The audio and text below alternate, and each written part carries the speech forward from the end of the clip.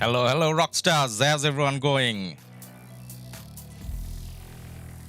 So today we are meant to have a live guest here, and that is ARVIX. So we are going to have ARVIX in the next few minutes here.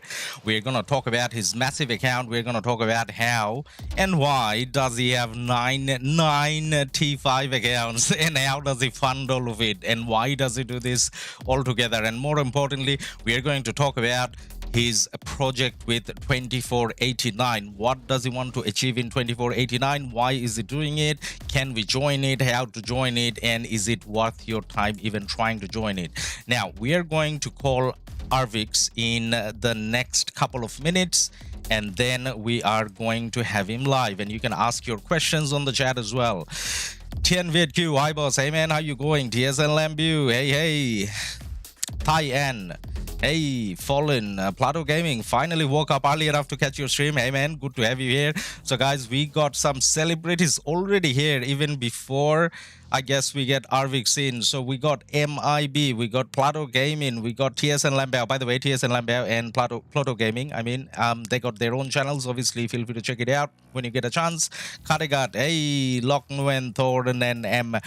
Wang, hey, good to have you guys all. And now, what we need to do is we need to give just a minute more till we can get ARVIX online, but then where's my game screen? Not that the game is important today, not that we are watching like a lot of gameplay today, but then I would still want to have the gameplay on. I do not know why is it not showing up. Screen capture. Screen, why are we not capturing anything? I do have RoK capture there. All right, let me just try it again and see why is it not capturing this. All right, it is capturing it again. Something went wrong and it wasn't showing up. All right, now we got my city here. We don't want to see my city here. My city is not the topic for the day. Sandy, hello. GamerX, hey bro. All right, the topic for today is 2489, so I think it's appropriate if we scroll over to 2489 and kind of show you guys their KvK. Not that I actually have been following much, but then it's probably worthwhile just, you know, showing who they are and whatnot. It'll be easier to kind of look at their alliances this way as well. But then I have to tell you guys, 2489, however it looks, it is gonna change pretty soon. So I believe this is 2489. Is it? That's one of the alliances, 89IN. So that is from 2489. So 2489, there's another alliance there. I believe this is the main alliance where ARVIX plays. So this is 89CG, and it's called Celestial Guardians. For some reason I was thinking Chaotic Guardians. Yeah, they do have the word chaotic in their name. That's why I was thinking this. See, I've done my research. Undershot Dan, hey bro, good to see you. Hey man, good to see you here as well. Thank you for being here. Now we are exactly at 13 UTC. This is when I'm meant to give our friend a call. Let's see if he's online. I hope he is. So ARVIX, let's make a call. Now we are hopeful that everything setting wise is going to work out. And can you hear me? Yes, I can. So that was ARVIX, guys. Let's do a quick check on chat. Guys, did you hear ARVIX say hello? ARVIX, mate, do you want to say hello again just in case? Hello guys. Hello. Viewers, quickly type it in chat and let us know if you can hear ARVIX. Yes, we got lots of yeses, so we can officially welcome you now, man. ARVIX, thank you for coming into The Voice on our live stream today. Yeah, my pleasure. Really good to have you here. Now, what we got in the background on the stream, I'm not too sure whether you're on stream. You don't have to, but I'm just letting you know on the stream, we are looking at your KvK and your alliance. But then before we start talking about 2489, there's a few questions we got to ask you. And I'm pretty sure some of these questions you may have heard before, but then we just got to ask. So how many T5 accounts do you actually have? So officially, I think have 9. I may have some other like farm accounts or something. But yeah, the account that I used to play, I have 9.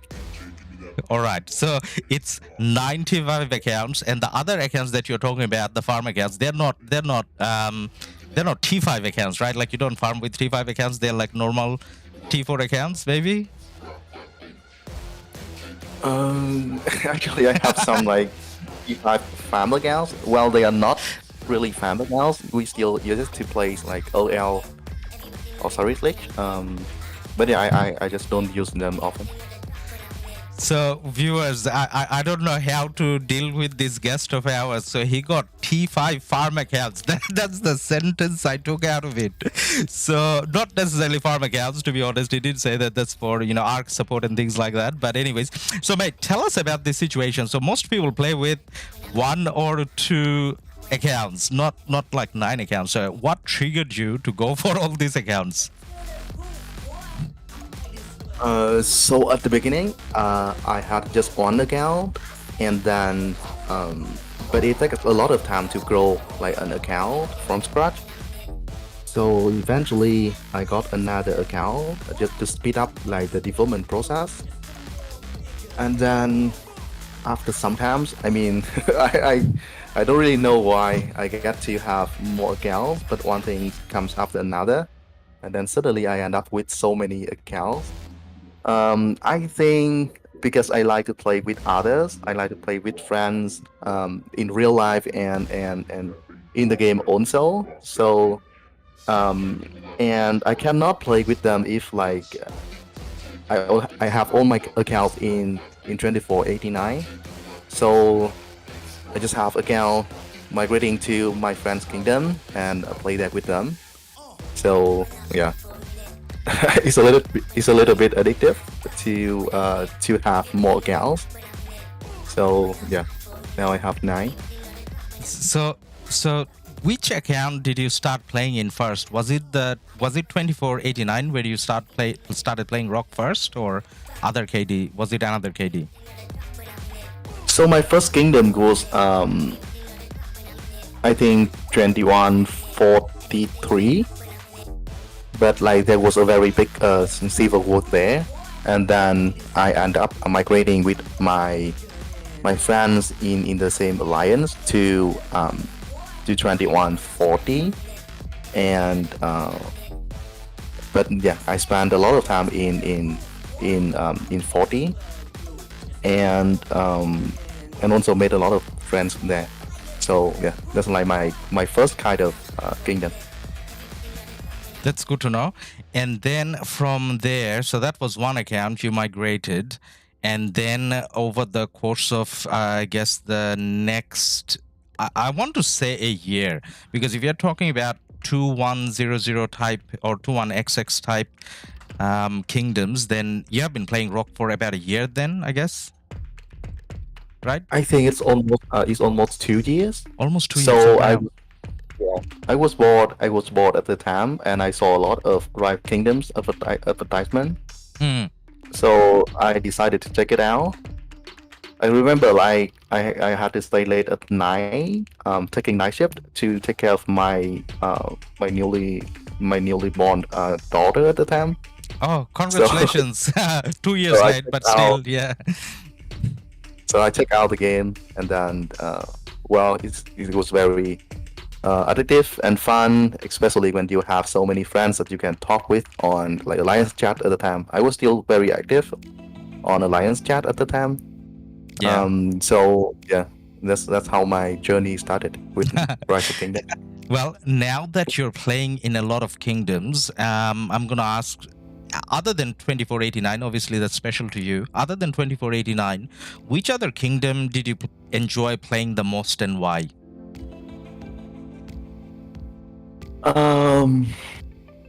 I think I have a lot of experience playing in different kingdoms, and each one would have like different leadership style, different playing style, and I'm not sure if I prefer one over another, but I could say about my own experience.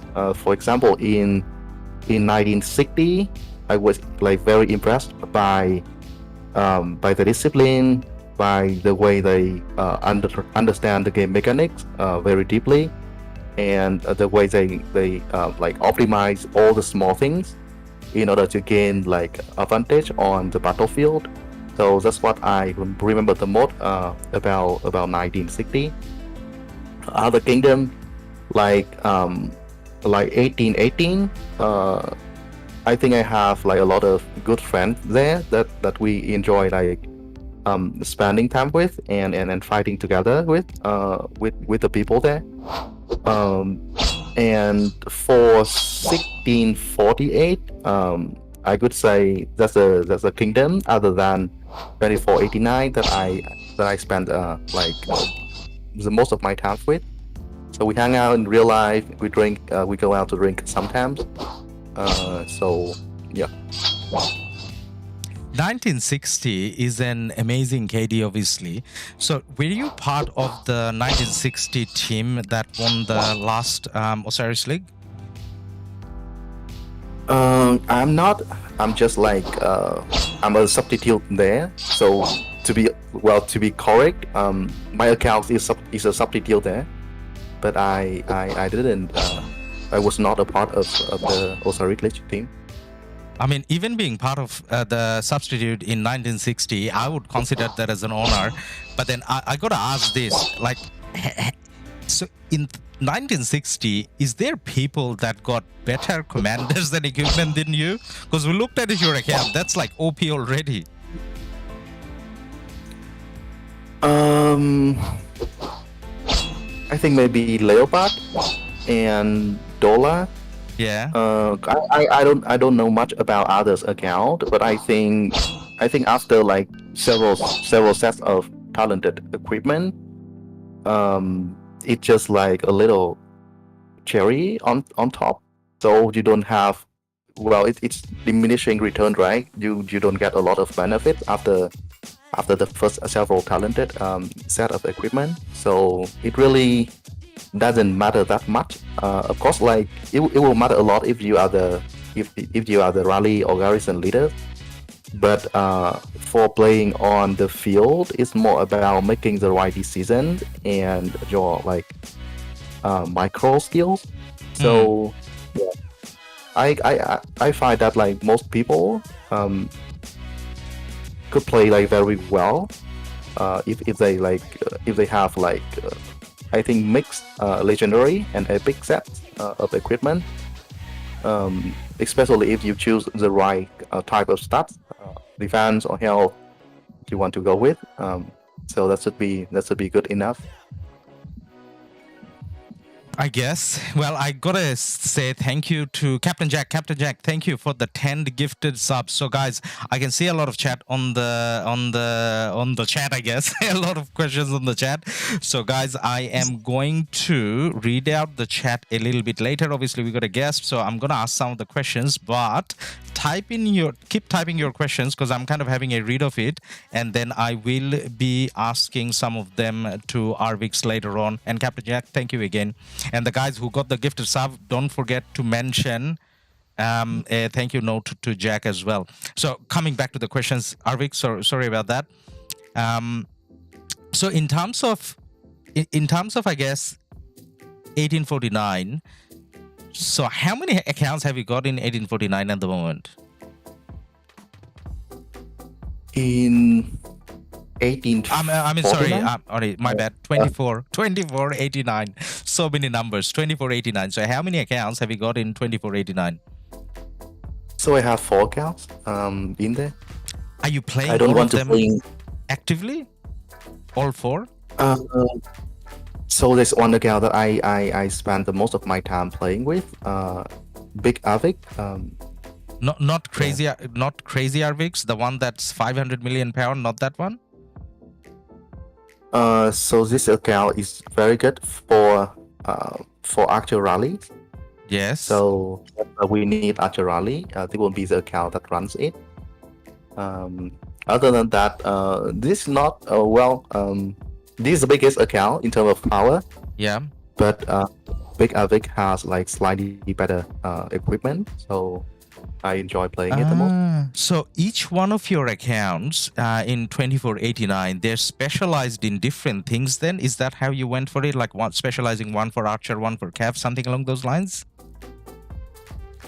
So in 489, only crazy ARVIX has like I could say like full set of actual equipment, including Season of Conquest accessories and weapon and helmet.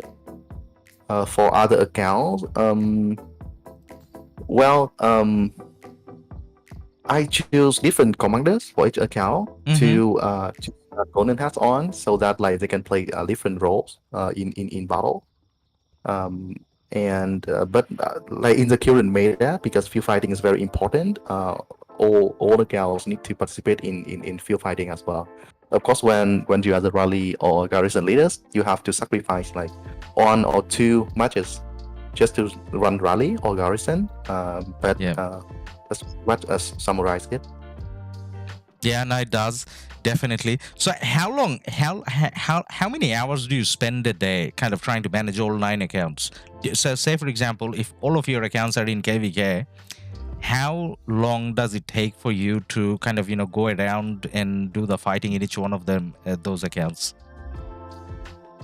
Of course, I cannot do all the work. I also have some friends who help me with like doing like daily quest, for example. Yep. For fighting, like of course I cannot play like all the accounts at the same time, so I also have other people to help a little bit.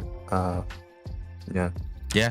So how much would it be yourself though? Like how many hours would you say? Like 2 hours, 10 hours?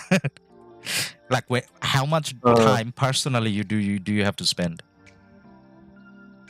So when I have to do it myself, normally it takes like 2 to 3 hours, more like 3 hours. Just to go through all the accounts and check all the quests and do some events. Yeah. For fighting, of course, it depends on whether we have to fight in KvK. Yeah.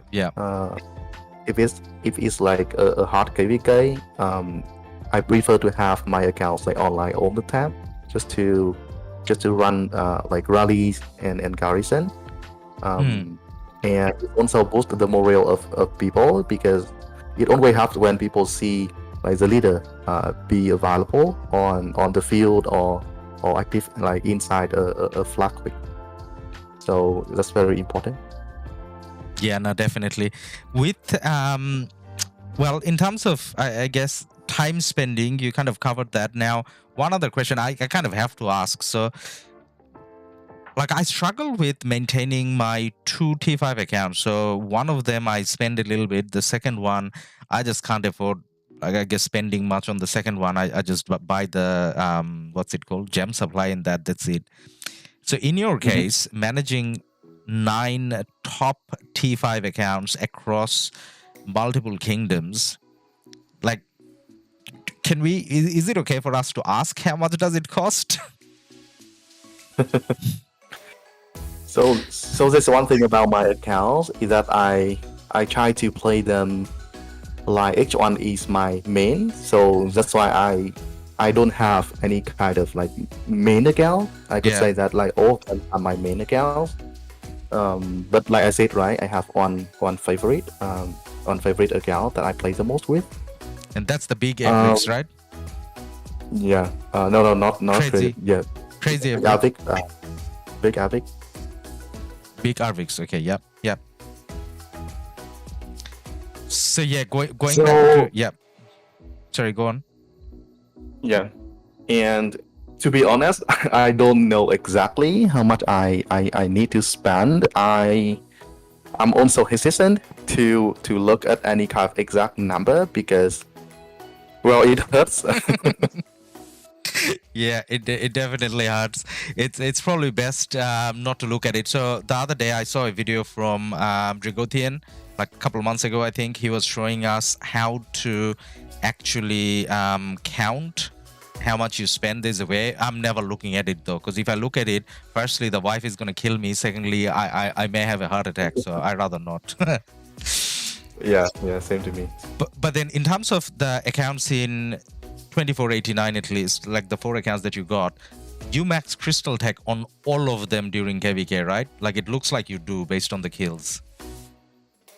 Right. I also max critical text on other accounts as well. So whenever I play, I want to maximize my presence to have the kingdoms that I'm playing in. So yeah, I max crystal tech in all accounts.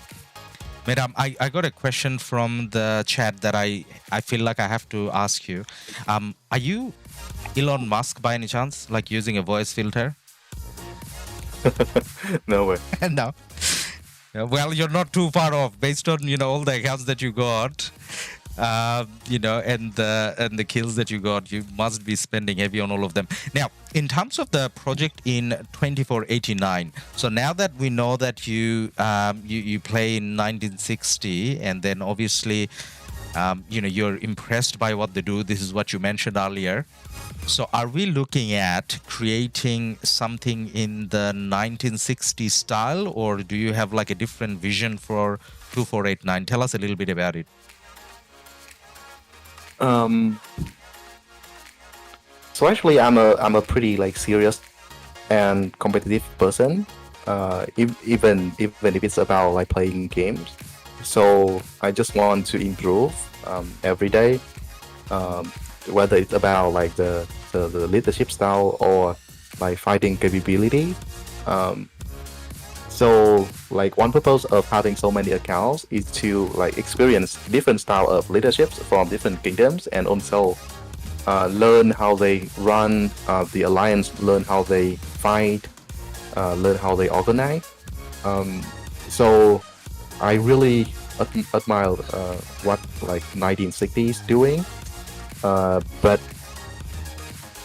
I don't think I will be able to achieve the same thing. It requires a lot of good talents. It will not be the effort of just one person. Mm-hmm. So of course I want to improve. Of course I want us to do best. But I'm actually pretty flexible when it comes to like having any kind of goal. So I don't want to like set it too high so that people have to push a lot. It's still like just a game after all. But I definitely want us to do better. So I think we'll improve over time. We'll try to have like a pretty organized kingdom with like clear rules, with like incentives for people to enjoy the game and win at the same time. So that's what I think about like having a good kingdom. Yeah, no, definitely. Now, in terms of managing a good kingdom, so and you mentioned that it's not one person's effort. You kind of need a good kind of leadership team as well. And then 4 has been telling us in 1556 that the leadership in your kingdom is very good. So he had a conversation not just with yourself, the other leaders here, which is why he wants us to go over and be part of your kingdom. So like tell us a bit about that leadership structure, as in what should we expect when we think about 2489?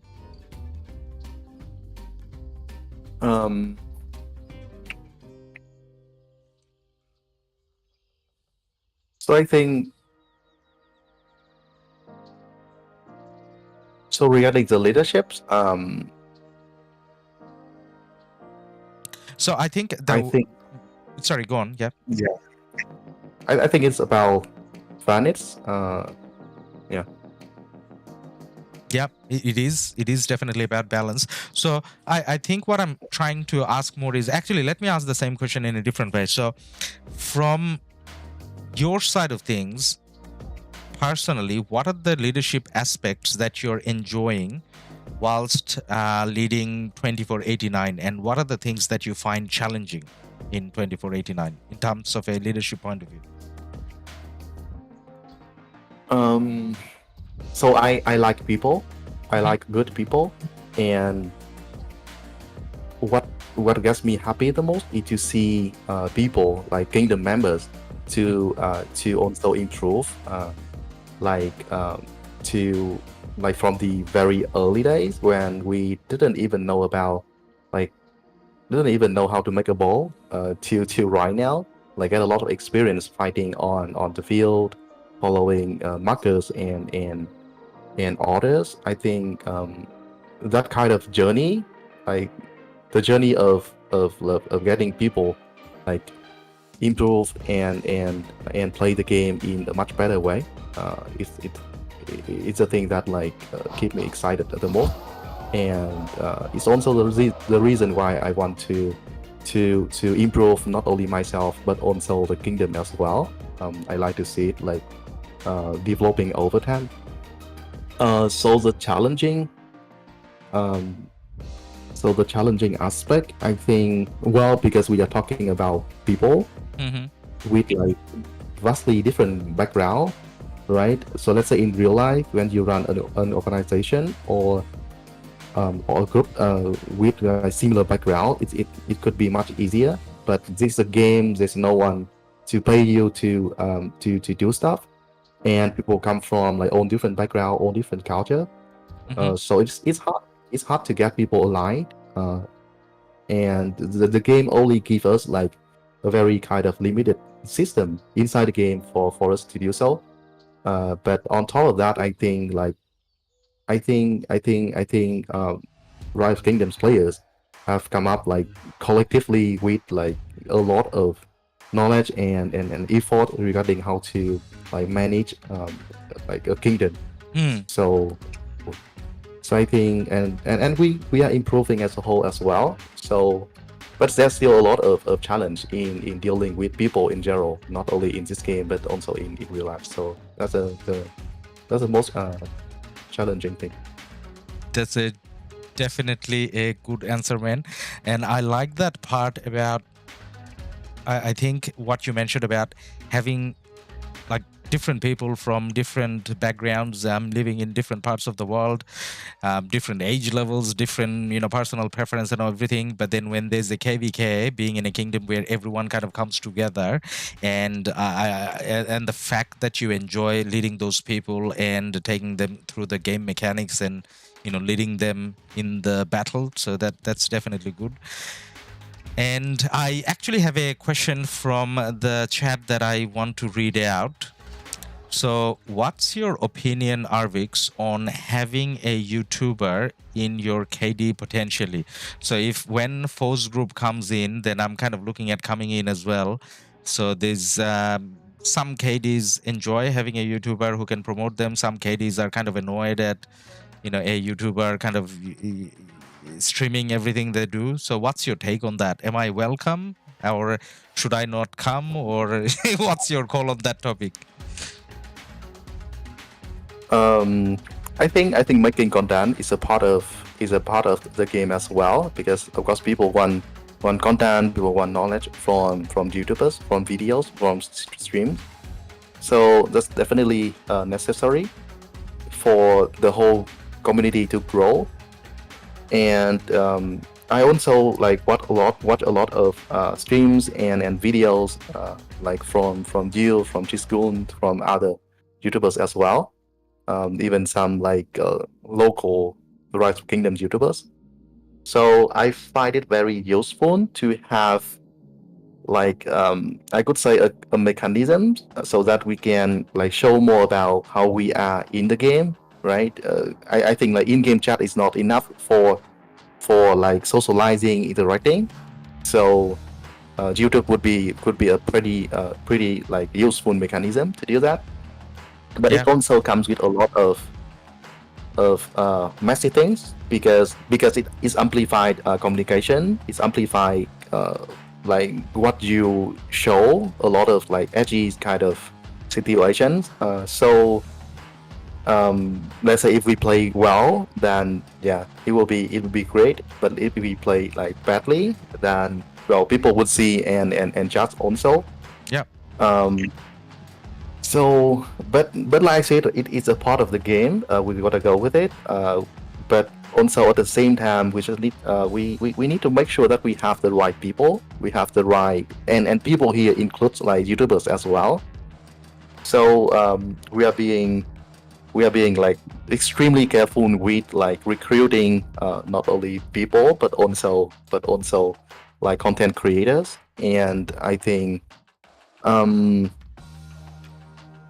for you personally, I think Yes. you're very welcome. I think well just by looking at how you make content, how you communicate with people, of course, like that cannot say fully about your personality, but at least it can say a little bit, and it says that you are a very kind of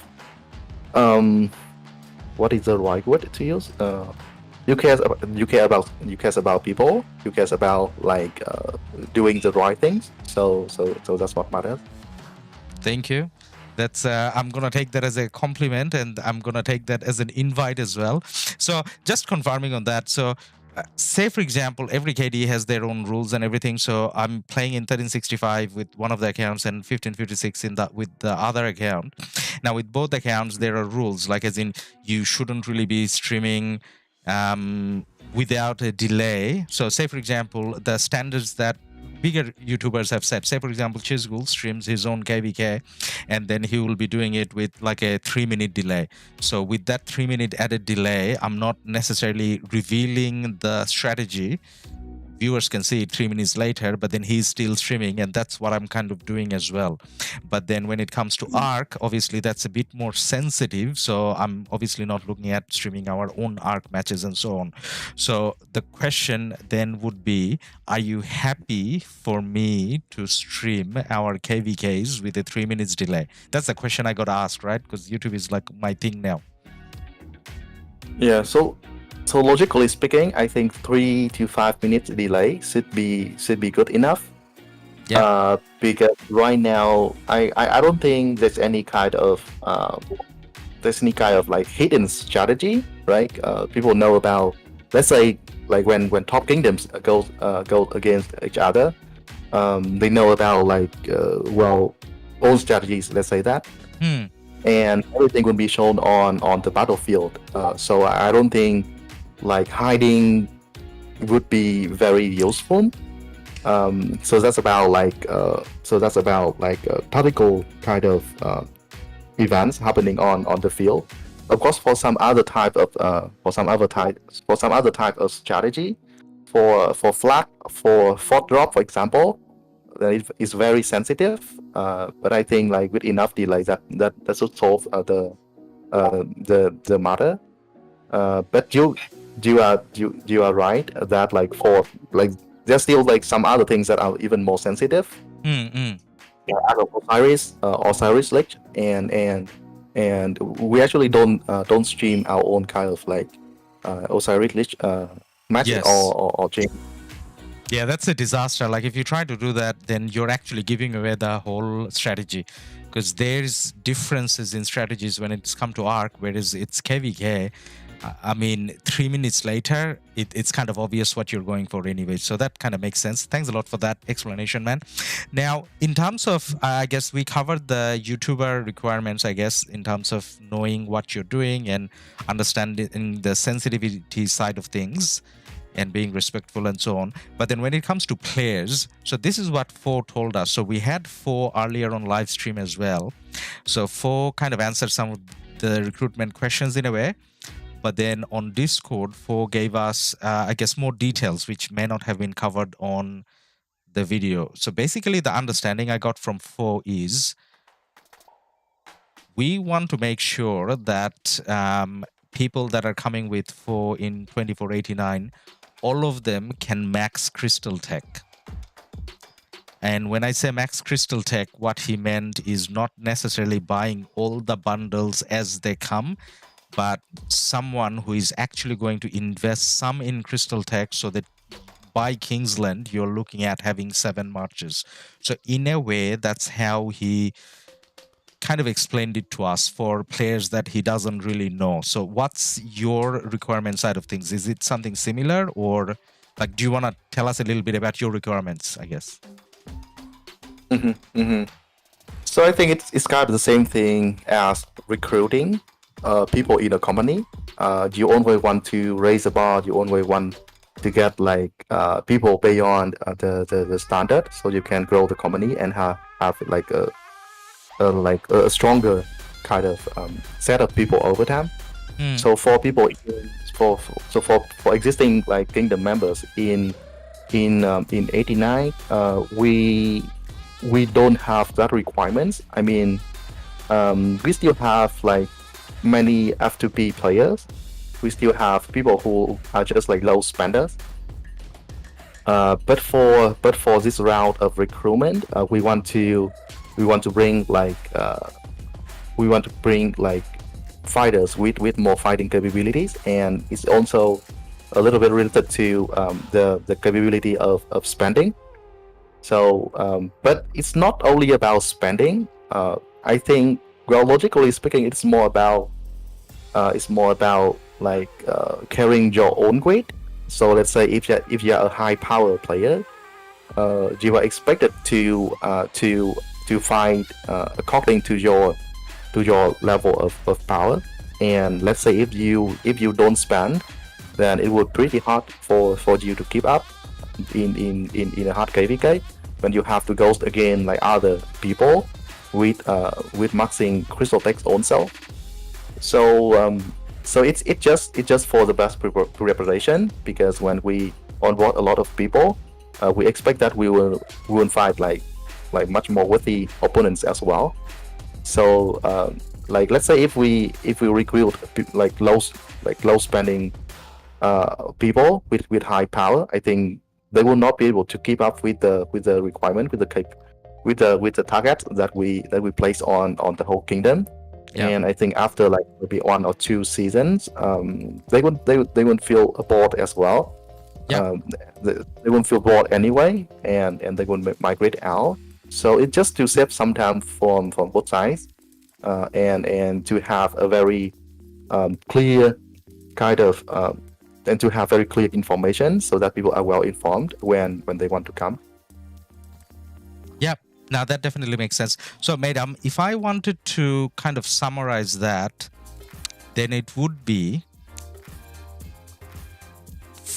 not necessarily in general, but then this round of migration, just for this specific round of migration, you are looking at players who have that ability to, I guess, spend some on crystal tech, firstly.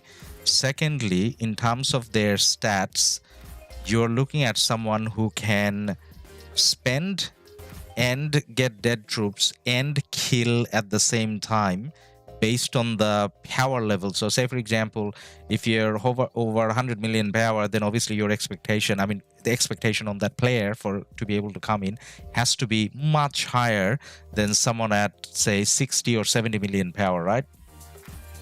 Right. Yeah. But then saying that it doesn't obviously apply to the existing players who has been fighting in 2489. So not necessarily there's a pressure for them to, based on the conversation we had, for them to start spending. But then you're doing the recruitment to improve the quality or the depth within 2489. So that's why you do need people who adds that edge to the team in a way. Right. Now that definitely makes sense. So I think then to be more specific, I guess, and please, I guess, feel free to answer openly. So if you have a player who is around the 60 million power mark, and they're not looking at maxing crystal tech or anything, but then you can see that it's an account that has some decent amount of kills, decent amount of deads. Will they be considered, or should they not bother talking to the R4s? So we welcome own people, because so let's say well, it's not only about spending, right? It's also the activeness, because Mhm. like even if you must crystal deck, but you don't show up on the battlefield, it well, it doesn't mean anything, right? Mm. Your contribution would be zero, even though you must crystal deck if you just don't appear. Yeah. So I also have a lot of friends who are like low spenders or free to play players, Mhm. and of course, like it's much better if they can like spend more and have like a better kind of um, better KvK deck, better crystal deck, Mhm. but they compensate the lack of deck by like having a lot of farms, so they have enough resources. Mhm. They also like farm the gems so they can like have more, so they can participate in events and have more speed up over time. And they are like extremely active, and that's a very important thing in KvK. Yeah. Because well, you have to work around the clock, right? You have to be online all day for like several consecutive days. So activeness is very important. Mhm. So of course we have some requirements regarding say upgrading the crystal deck, but we also look at other factors when we consider people, Mhm. and activity is also one of them. Yeah. So to explain a little bit more. Yeah, yeah. Now that definitely makes sense. Now, madam, we had a few people already asking in chat in terms of who is the migration contact point, and based on the alliance description, I believe it's RHUM Room. Is that how you say the name? Room? Is he the R4 Right, that people are meant to contact? right, right. Yeah. Okay.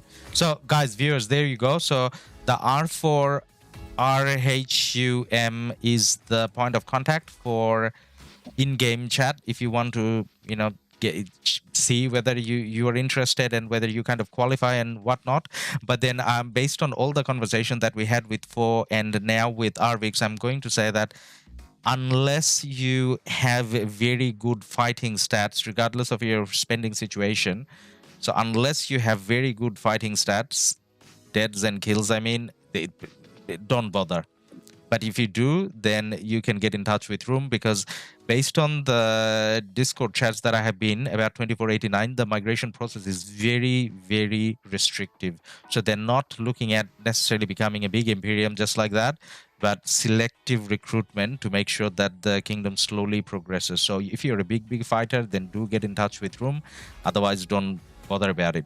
Now, the second question, man, I had from chat is, how many alliances, how many fighting alliances are you looking to have? And before you answer that, let me be more specific. So say, for example, if you look at 1v 1034, most people define them as a one alliance kingdom. I mean, there is new V, but then that's just a shell where half of the 1v players go and play. So technically, that's a one alliance kingdom.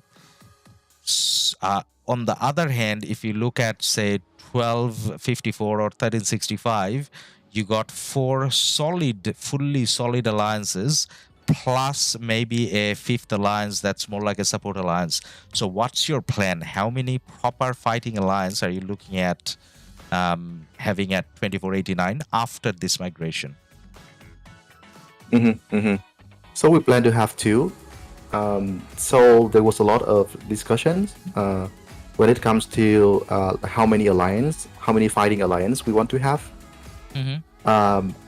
So at one point in time, we wanted one, because when we have only one fighting alliance, we can have like very condensed fighters, and we would also have an incentive system for people to improve themselves and then get to the main fighting alliance. So that's a very good thing.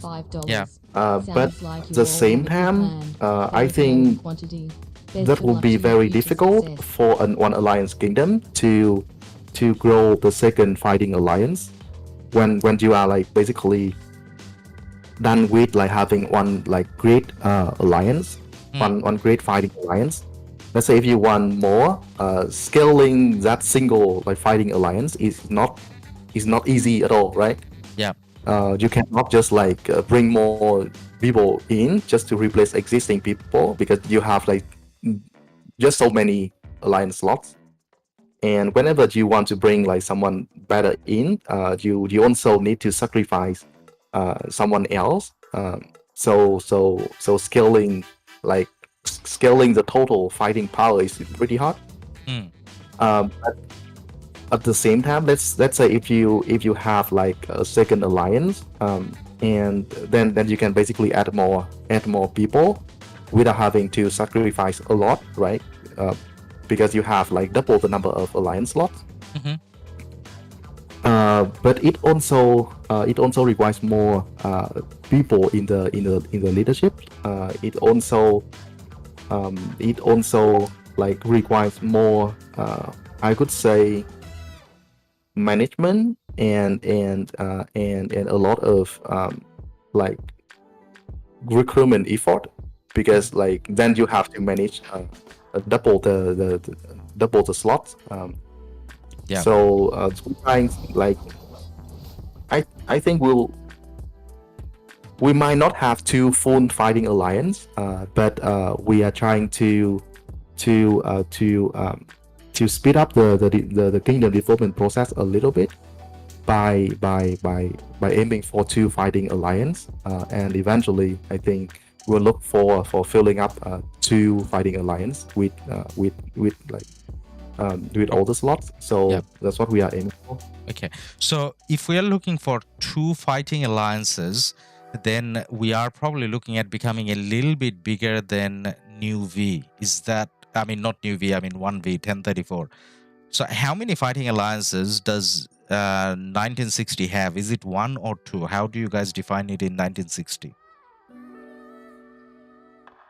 1960? Yeah.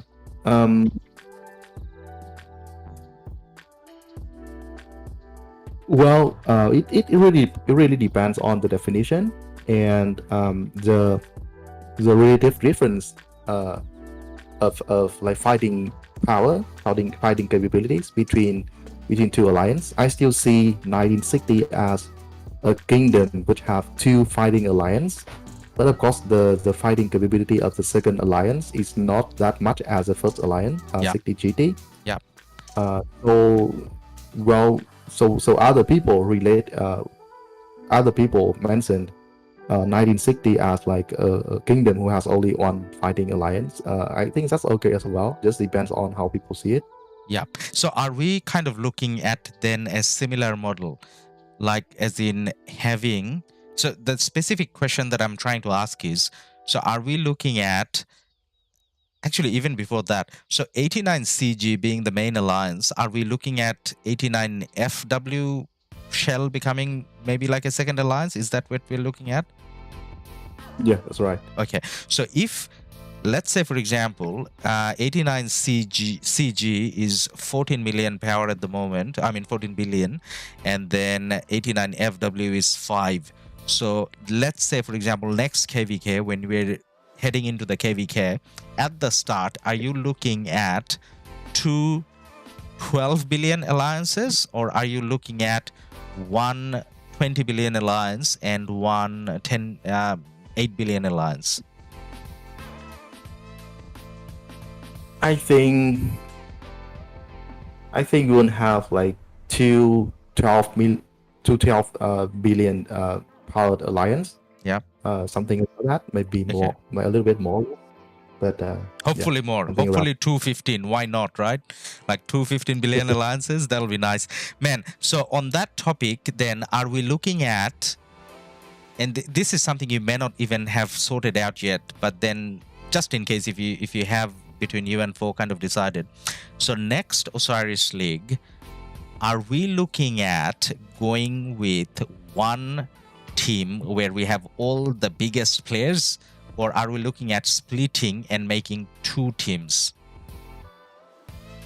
I think it's still early to say.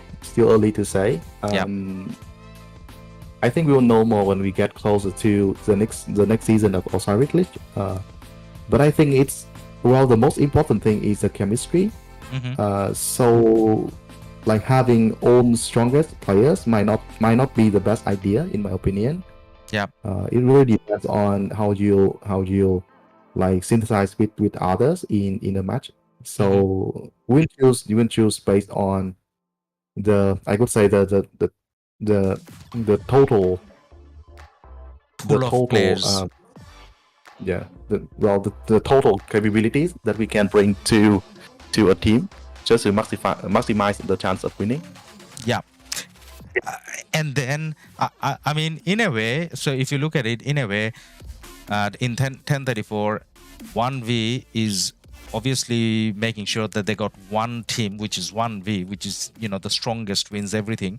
But then at the same time, even the second team, new V, you know, playing semifinals, quarterfinals and all that, right? So it's not like the second team is really a second team. It's almost a copy of a second team. So if we have enough players, enough solid players, then we can technically have that structure in 2489 as well. Right, yes. I'm thinking about it as well. I think we could have like multiple strong teams. But then making sure at least one of those teams is optimized to win, because you want to get that, you know, whatever you get as a alliance banner, right? Sorry? So could you repeat? Yeah. So as in the alliance banner, if you win Osiris League, you know how you get a new banner? Yeah. So we want to make sure that that lands in 2489 as well, right?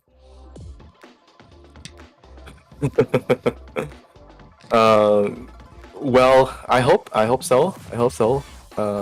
Even though we have high hope, I still think that like we need to play very carefully and we need to really focus because the opponent is also very powerful.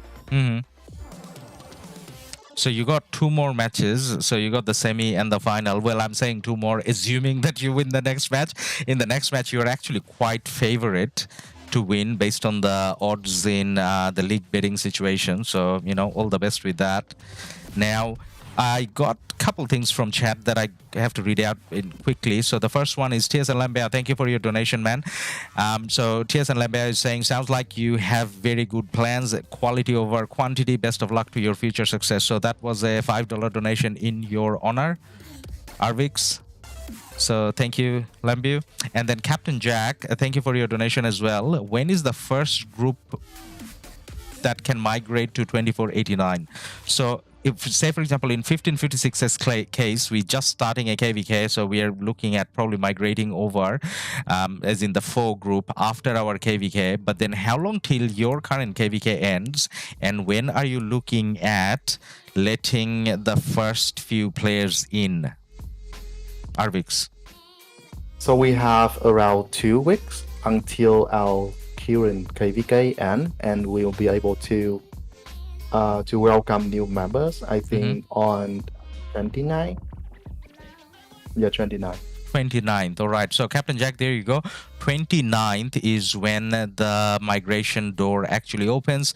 So I guess what you need to do, guys, I'm not talking to Captain Jack specifically, to everyone, I guess. So you need to talk to the R4 room, and then you need to make sure that, you know, everything works out in terms of what you have to offer, what 2489 is looking for, and from there onwards, room, if you're successful, room will be placing you to a Discord server, and that's where you find out a little bit more about the details, I guess.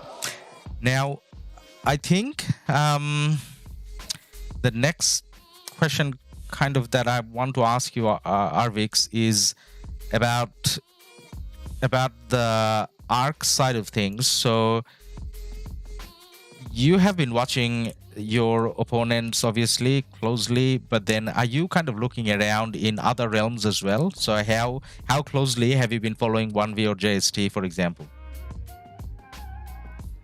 So I also watch other OL matches just to like study how other teams are playing, and they are obviously like two of the strongest teams in OL. So yeah, I definitely watch them. So the betting is over already. Did you place any bets in Realm of Horus? No. No. So let's say, for example, if you had special permission to place some bets now, would you be betting on JST or 1V? I think it would still be 1v. Yep. And that's because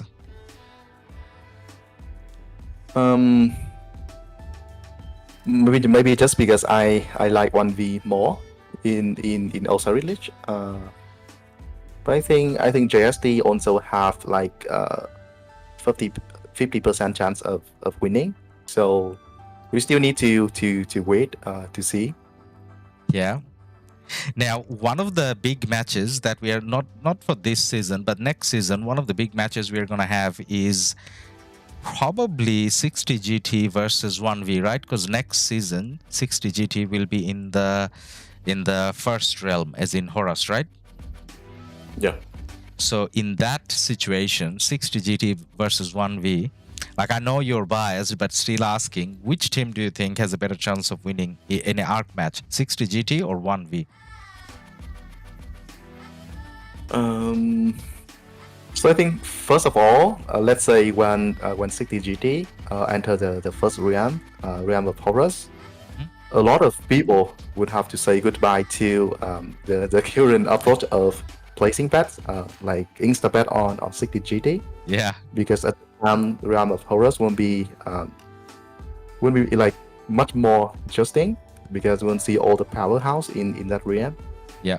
Well, it's the same thing as like having your favorite football teams. So for me, 60 GT is still my most favorite team. So let's say if I bet, then I will bet on 60 GT. But as I see in various kind of matchup between those two, 1v owns win some. So it's hard to say like which side. What Yeah. No, that's okay. So I think in terms of the total power that is displayed on screen, on the Osiris League screen, it kind of looks it's even for 60 GT and 1V. It'll come down to strategy, I guess. Whereas something like JST, someone like a team like JST is much lower powered, but then somehow they still do amazing things, right? So that's something. Yes. Now, so I believe. Yep. I believe after 3 billion of power, it's almost the same. Of course, if you have more power, you don't have to heal much in the middle of an Ark match. But yeah, so from 3 billion onward, it's just about like it's purely about like, the strategy.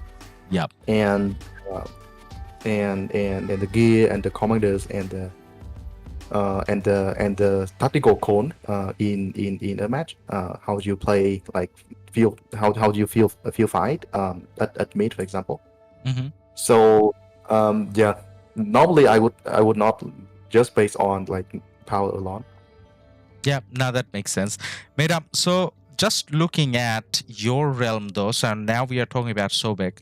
So just looking at your realm, so far 89 CG, it looks like you guys kind of brushed aside whoever you played.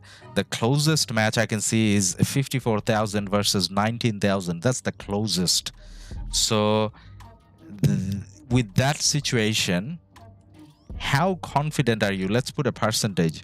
Are you like 100% confident that you can be champion, or is it more like 50, or is it 20? If we had to put a percentage, what's your percentage?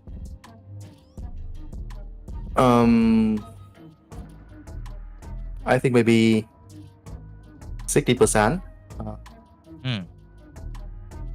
I try to be not too optimistic, so that we can focus more on preparation, training. Yeah. And also focus like when we play a match. So there's a story that we and 88 well, like we made an appointment with each other to see each other in the final match. Yeah. So there's still like there's still one more match before that possibility happens. Yeah. But yeah, we hope to see 88 in the final. Yeah. Probably I think 20 is also a very strong team. So let's see. Yeah, I mean 20 played very strong, but then at the same time, if you look at the betting side of things, everyone's betting on 88 VH. Not that I have personally watched watched their match, but they're heavy favorites on their match, I guess. Valhalla. Yeah, by looking at previous matches, I think 88 is slightly like slightly more powerful.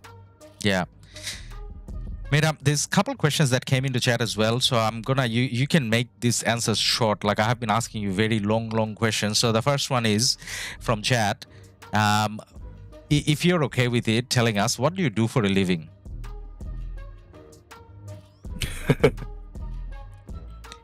So I run company. Yeah. That's what we expect. No, there you go. That was the question. So you got to be running something massive, otherwise you can't afford like really what you're affording at the moment. And then the second question, it's a bit more personal as well, but I guess, which city do you live in the most? So obviously you have to travel a lot for your business, I guess. So which is the city where you live the most in, but spend more time in, I guess? So right now it's Saigon, Ho Chi Minh City. So the southern city of Vietnam. Yep. Thank you. Then the next question is, I mean, you kind of answered this as well, but then I'm gonna ask it in a different way, I guess. It's about, so obviously you mentioned that you have multiple accounts so that you can play in multiple kingdoms with many of the friends that you have. But then have you, like, is it in your plans to maybe push one of those accounts to, billions of powers? Like, how there are some people who has like, 1 billion, 2 billion power nowadays. So is that part of your plan, or is it equally spending on all of them? So I thought about that. To be honest, I'm not a person who like pushing power much, because having high power also set like a lot of expectation on yourself. And well, it's okay if you meet the expectation from people, but if you fail the expectation, there will be a lot of backfire. Yeah. And I also don't see power as like as free money, because so you have higher power, that would means like harder matchmaking as well. Yeah. So it's better to keep the power at a level that you feel comfortable with, so that you can have like you could be comfortable fighting in KvK without having to like change troops in the middle of a KvK, and so that you have like enough troops to serve the kingdom. So I think it's the most important thing, rather than like pushing for like very high power. Yeah. Now that makes sense. Now, speaking of power, this is not a question from chat, but I just wanted to ask you just to see your opinion. So there's a term that goes around, is he a fighter or is he a collector? I'm not talking about you, I'm talking about in general. So I think what I'm trying to ask is, so for someone over, say, 200 billion power, I mean 200 million power, not billion, someone over 200 million power, what's the minimum kills that they should have so that they can avoid being called a collector? I'm not using any names here, I'm just, in general asking the question. So I think it really depends on the playstyle. The two play styles being one of them being a fighter and the other one being collector. So I could say I'm a collector as well, because I like to see good accounts under my hand, so that I can like grow them over time and fight using them over time. So I think there's no clear separation. You could be like a fighter and a collector at the same time. And well, I think the important thing is to just find a kingdom that suits your playstyle, right? So I guess Arvix, you're being quite diplomatic, so I'm not going to push you on that. But then obviously I didn't mean your account, because your accounts, all of them has, double, triple what kill points I have. So it wasn't obviously, a question about your account. But in general, I was trying to see what's your thought on it, because there's like a lot of accounts around which has a lot of power, but then if you look at the kills, it's like 1 billion kill point, and then that's what people define as a collector, because they have every max commander out there, all legendary equipment, but not necessarily any kill points. But anyways, it's not related to you, so we'll kind of let it be. Now, the other couple questions, again, very short answers, because we're kind of getting towards the end of it. So a few short answers, if you're okay with it. So the next one would be, so all big KDs have nowadays like a standard in terms of how they do MG, right? Like as in, you obviously got to perform in KvK, first criteria. The second criteria is you need to be able to max the commander straight away. The third criteria being you have to have good equipment and be able to pair someone with it. So say, for example, when we were going through the Janjiska MGs, the thing at 56 was you need to have Jadwiga or YSS maxed firstly. Secondly, you have to have really good equipment for Cav. And thirdly, you needed to make sure that you have enough I guess performance in the last KvK and have enough gold heads so that you can max him straight away. So these are the standards, not just 56, that kind of exist all over the place, I guess, bigger KDs. So is that the structure in 2489 as well, or do you like have a different structure of MG distribution? So right now it's the same thing in 89. We also make sure that like by having people pushing in MGE, we could have the best contribution for the kingdom. Yeah. So that's why we recognize MGE. So yeah, it's still the same thing. Yeah. So when in the future, yep, sorry, go on. Yeah, in the future we might want to optimize more, so that like there will be more transparency with how people would be would get an MGE spot. But yeah, it's for the future. Yeah, but then I guess the main thing, and this is again from chat, the main thing we're trying to ask for is like we are not looking at a situation where bigger players can kind of just train a lot and win MG. Like everyone participating in 2489 KvKs, they can expect to be rewarded according to their performance, like in general speaking. Yeah. In general, yes. Yeah. So I believe. Yeah. So I believe nowadays, MGE commanders are more about like garrisoning or rallying. Exactly. And I also see a mentorship that like people care less about MGE these days. Yeah. It's not the biggest deal anymore. So say, for example, as much as I'm kind of a decent spender and as much as I have decent commanders, like I didn't even ask for any in the first 4 because like I'm mostly doing open field. And because I'm streaming, I can't be on Discord. And to be a garrison leader, you got to be on Discord. So everything combined, like it doesn't even feel like I'm missing out on anything. So I think it's the reason why I still ask that question is because it's on chat. And I just wanted to make sure we have that kind of covered. Now, the next question that we wanted to ask you, and this is, guys on chat, this is the last question from me, and you guys have like 5 minutes to put all your questions in. So I'm going to read out whatever I have within the next 5 minutes, and then we may call it a day here, because we have kept ARVIX on the chat for like an hour already now, and I promised him 30 minutes, and I was lying even when I said that. But anyways, so ARVIX, in terms of the people coming in to 2489, like we know that Baba is going there, we know Fo is going there, we know that you're like, you know, one of the big shots yourself. Is there any other famous names, maybe you know, your friends from 1960 or, you know, somewhere else, any other big names that we should be aware of that may be coming to 2489?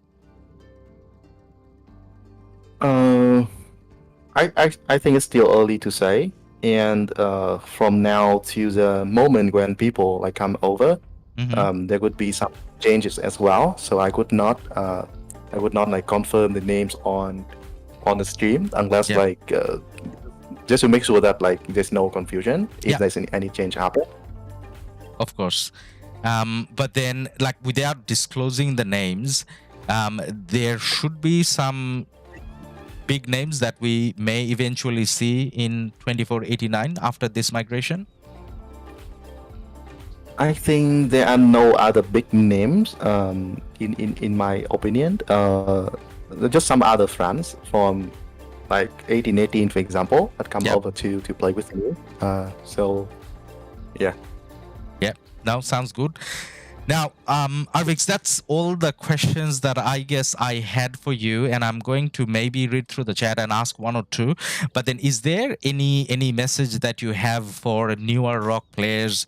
So we're gonna give you like a chance to address the newer players in RoK, or maybe share your experience when you started playing, something along those lines. What's your message to the community?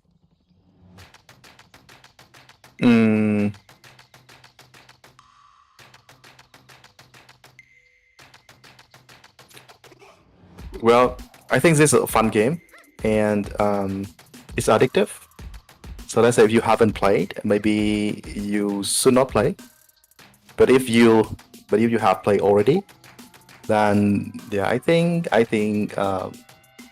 just like invest time to also learn, because this is a complex game. I still see that there's a lot of new players just come and play and make a lot of like wrong decisions, and in most of the time, like in most cases, it will be very crucial to make like the right decisions in this game. So yeah, make sure that you have enough research.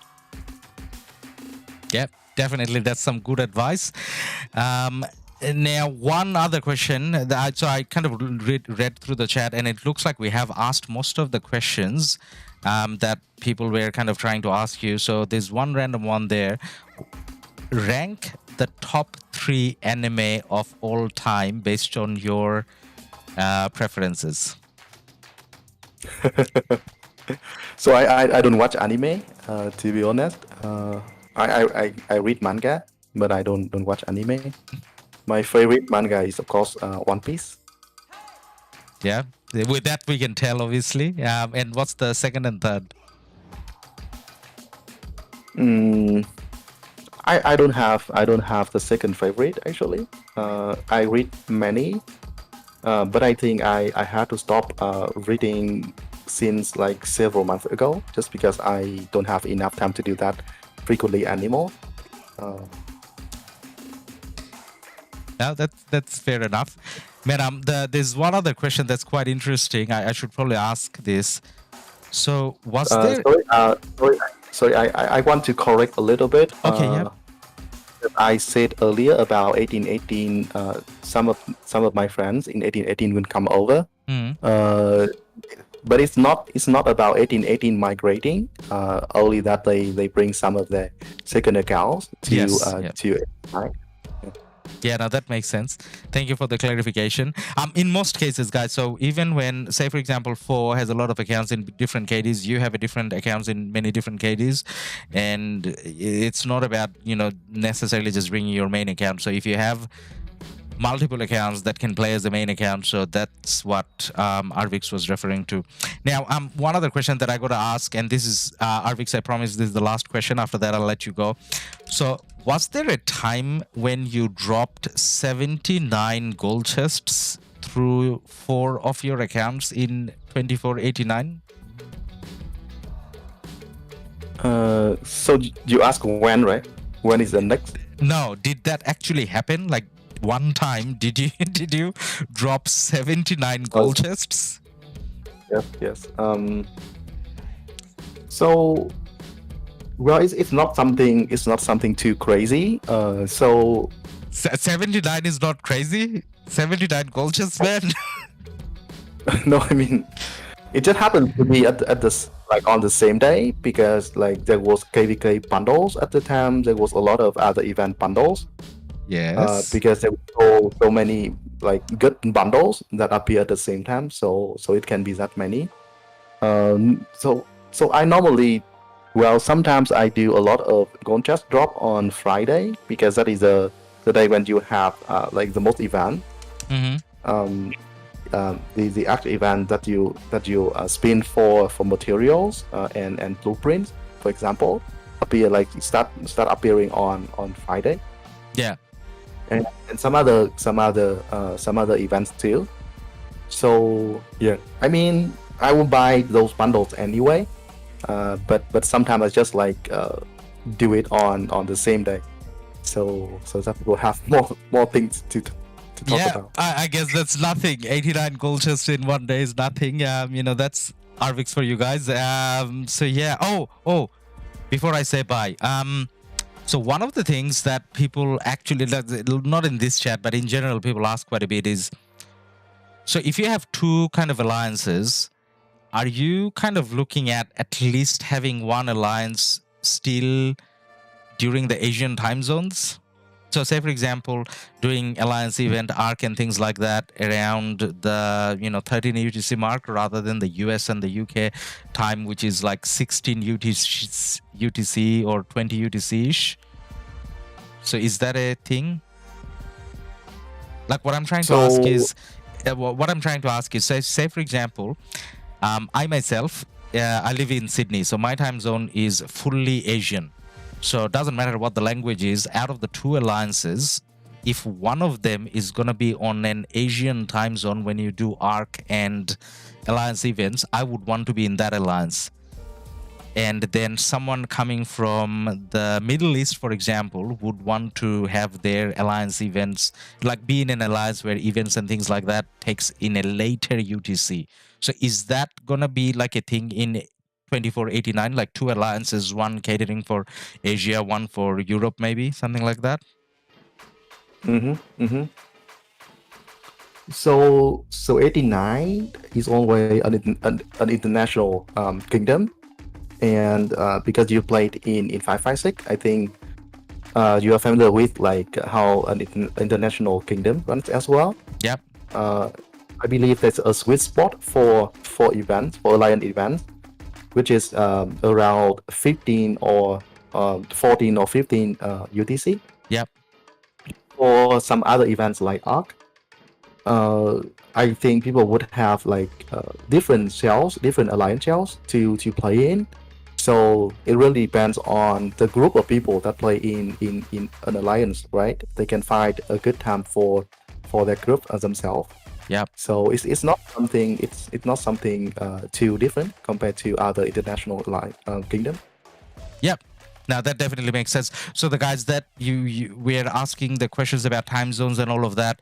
So the good point that ARVIX brought up was around how, like in a way, you want to be in a situation where your time zone is not defined by only players from one region, because KvK fighting, as you know, goes on for 24 hours or so. If you're in a fun KvK, over 24 hours, multiple days, so you're in a disadvantage if you have like time zone focused people. Like if you have everyone from Asia, then you're gonna die during I guess the Asian downtime. So in terms of 2489, what ARVIX is confirming is just like, for example, 1365 or even in 1556, you have seen us streaming that we are trying to, through the kingdom, we are trying to make sure that we have coverage across all time zones, and that's what ARVIX is confirming as well. And you guys asking about alliance events and Ark and so on, the beautiful term ARVIX used was sweet spot. So there are certain sweet spots